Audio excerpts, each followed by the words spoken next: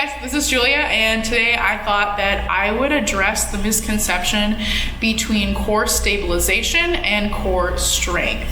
So a lot of beginner pole dancers come in and they come with the assumption that they need a strong core, and then they start mimicking motions like a crunch to me, like that's the magic solution. Well, it's not. A vast majority of the time when people begin pole dancing, they have, I would assume, and from my own experience, I have seen a wild amount of lack of core stabilization. And that's something that I want to address today, what core stabilization is and how it differs from core strength. So at Paying Pole, when I'm taking in pole athletes, I kind of dissect it into phase 1, which is where we're training for core stabilization. And then phase 2, when we're getting a little bit more advanced on the pole, that's when we start implementing more core strength training. And then phase 3, the fun stuff, when they're actually out there performing and completing full combos, that's when you're able to tie core stabilization and strength together, and you're able to make very dynamic, powerful movements on the pole in a safe way. So if that's something that interests you, absolutely keep watching and leave a comment below if this was helpful information for you. So just to give you an example of the difference between core strength and core stabilization, if you've ever tried a handspring, for example, your pole instructor has probably taught you how to jump into your ayesha. Now, when you're jumping into an ayesha, you're not using a whole lot of core strength, actually. You're using the momentum of your legs to hop in to your ayesha. Now, your ayesha is interesting because in that position, your spine is completely rigid and straight, and your core has actually entered a state of stabilization. And we're gonna get into the definition of stabilization a little bit later, but going back to that ayesha entry, so let's say you're more advanced on the pole and you're deadlifting into your ayesha this time. Now, a more advanced pole dancer is able to use extreme core stabilization and core strength, both binded together to lift themselves up rigidly in a deadlift. And then, of course, you're holding into your ayesha at the top of the motions. You can see how a more advanced pole dancer would use more advanced techniques of core stabilization and core strength, whereas a beginner would rely a little bit more heavily on a beginner's level of core stabilization. So let's first talk about what core stability is. So core stability is when inside the volume of your internals actually decreases because you have various muscles in there that are very, very deep and internal that close up. They kind of shrink the volume that's inside of you. And what that does is that builds up a inter-abdominal pressure. And that pressure is actually what protects your spinal column when you're trying to engage your core, when you're trying to lift heavy objects. So if you've ever done a heavy barbell squat, chances are you've been told to engage your core. And when you do that, you can kind of feel that pressure building up, and that is what's protecting your spine. And again, there are 4 very deep muscles. Your transverse abdominis, found up here in the front. You've got your diaphragm, your pelvic floor, and then there's the metiphysis found at the back. And all 4 of those kind of draw in this cylinder, this all-encompassing package, almost you could say, that creates that internal pressure that's there to protect you. You can find core stability in every single movement that you do on the pole. So in beginner movements, you can think of like the fireman, where your spine is very stiff and straight and your core engaged, or more advanced movements like the Iron X.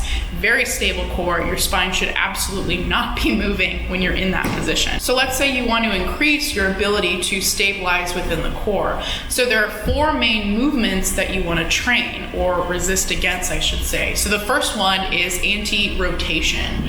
So anti-rotation is any time that, like I'm doing right now, I'm rotating side to side. So any exercise where you're trying to resist that. So a popular one might be setting up a resistance band around the pole, and then having your arms come in and out and just resisting the rotation that you're feeling throughout your core. You can also do these in a squat variation or a lunge variation to make them a little bit trickier. These are a lot harder than they appear, so take it slow. The next movement you want to think about training is a anti-extension. So this movement here, where my back and my pelvis are turning back, and my chest and my stomach is kind of popping forward. So anti-extension could be trained in a dead bug variation. So that's where you're trying to keep your lower back pressed up against the floor, and then you're extending your legs or your arms away from your body.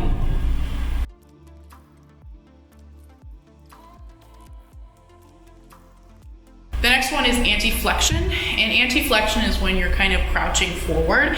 This is kind of used for sudden stops. So in pole, if you're doing lots of power pole and you're changing direction really quickly, having the ability to stop yourself when you're in that crunched up state is really important. So that can be trained with objects basically being held in front of you. So a front weighted squat would be a really good option for that. And then lastly, anti-lateral flexion. So anti-lateral flexion is anytime where I'm trying to rise that hip up is that flexion. So resisting that could be trained in a side plank. Also one-armed carries, kind of like that farmer's walk that we were talking about with grip strength training.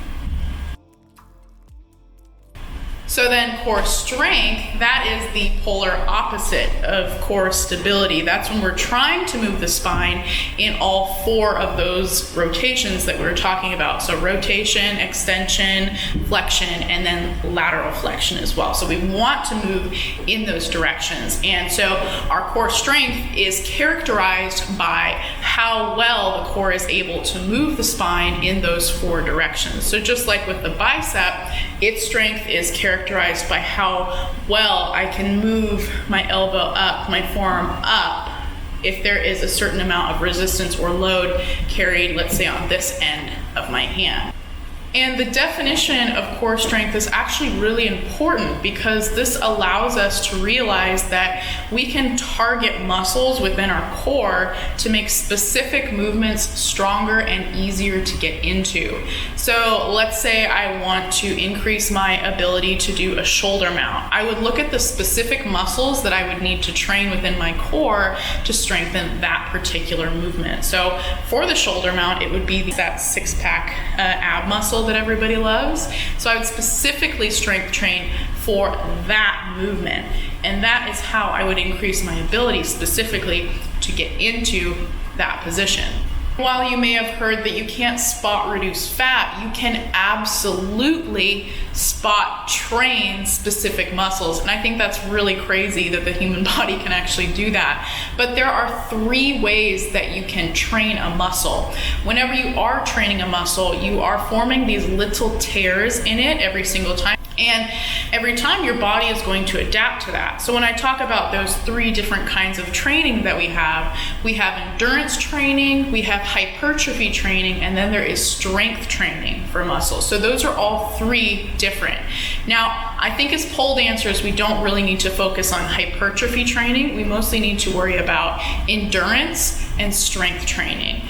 If you guys would like me to dive a little bit deeper on those 3 different categories, let me know in the comments below. So now that you know the basic difference between core stability and core strength, if you're a beginner pole dancer and you think going in crunches are gonna help you do a better fireman spin, you now know that you're probably wrong. If you're doing crunches, that's going to target the, again, trapezius abdominis, right? That 6-pack ab that I was talking about, and that's gonna help you do something like a shoulder mount, which you're probably not going to attempt the first day you're trying pole, or the first month even. Instead, as a beginner pole dancer, you're probably mostly using core stabilizing muscles. So think about beginner movements, the chair spin, the fireman, climbing the pole. All of those movements, your spine is still. You're not actually changing the shape of your spine. You're not moving it in a particular direction. That's where strength training comes in. And I'm absolutely not saying don't strengthen your core muscles. I'm just saying as a beginner, or when you're new to any sport, you really need to lay out the foundation of having a stable core. That is what's going to protect you from a lot of injury later on down the line. As you become a more advanced pole dancer, you absolutely still need those core stabilizers to work really hard for you. So think about actually staying in a lot of those harder positions. So staying in a shoulder mount, staying in that V straddle over your head, staying in an iron X. Crazy amounts of core stability come into play when you hit into those harder positions. So then phase 3 comes in when a pole dancer is able to switch from a stable core into a more dynamic strength-based core. When you have those higher, faster, more advanced paced combos, you can see that the spine is constantly having to be from rigid to dynamic, rigid to dynamic. We're just twisting and flipping our bodies all around the pole. It's kind of crazy. And the most advanced and competent pole dancers know very well how to transition from a stable core into that more dynamic strength core. That's why some pole dancers look so crazy powerful on the pole, because they have the ability from switching from one to the other. And that is phase 3, that transitional state that I was talking about. And I can discuss it a little bit further if that's also warranted. So if you're a gym goer, a really good way of practicing this core stabilization is doing really heavy compound lifts. So deadlifts or squats, those put a tremendous amount of weight on your spine, which has to be resisted through the stabilizer. So really good way of practicing that already if you already hit legs in the gym. And sure, these movements are never going to give you a six-pack, but what you're doing is you're building a literal shield inside of your body to protect you from injury that could potentially happen in the gym, any sport, and especially on pole. This can be a very, very dangerous sport if you do not lay down that foundation correctly. So hopefully by now it makes sense that turning on a 20-minute get abs in 60 days workout is probably not the best thing for you to do if you're trying to become better at pole dancing right off the bat. Focusing on exact goals that you want to accomplish is a way better method for you. So a lot of you guys I know are probably trying to get your chopper invert, let's say. There is a tremendous amount of core stability when we initiate that movement, right? The entire time we are trying to keep our spine very rigid and straight on the upper half, but on the lower half we will enter a bit of a pelvic tilt at the bottom. So that again is that rectus abdominis that is going to have to be enduring a little bit of strength training for us to get into our invert chopper. So if I were a beginner and I was targeting a movement like that, I would work on my core stabilization so I can safely lift myself up into that invert. And then I would also work on those ab muscles that I would need in order to lift up and tuck my pelvis in like the chopper does require. And just so you all know, still to this day, 4-ish years into pole dancing, I still train for core stabilization. It's just really important. So if you're a beginner, advanced, train it. And not just training it through your combos, like actively training it. If you're a pole dancer who is constantly getting injured, chances are you are just training for these fun tricks, okay? And you've got to take some time. You've got to take some time independent of looking fancy on the pole, whether that's 30 minutes a week, whatever, it helps. Save your body from a lot of problems that it could be hitting later on down the road. All of this is compounding, right? The more work you put into these specific areas, even though core stabilization training is not fun, it's not sexy looking, I know. What is sexy looking though is a healthy body. Okay, what's sexy is not having a blown out back or spine for 6 months because you didn't think ahead a little bit more about implementing these boring stabilizing exercises in your routine. And that's what I'm here to say. I'm not going to tell you, oh, go ahead and try this crazy movement out and see how it goes. That's not what I'm about. That's not what this channel is about, frankly. I'm here giving you the straight up facts about how to protect your body and to actually become the best pole dancer you can become.